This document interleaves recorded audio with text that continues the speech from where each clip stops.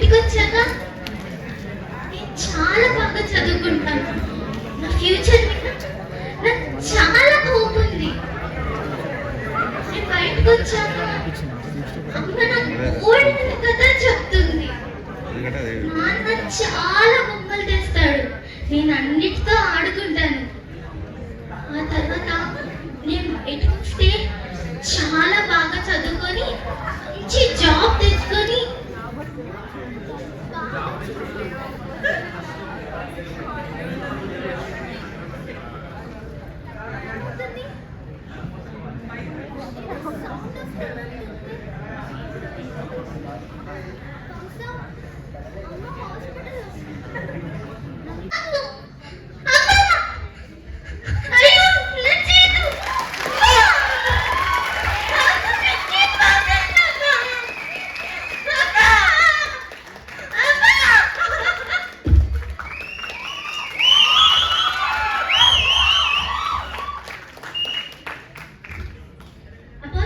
Successful గా complete అయిపోయింది.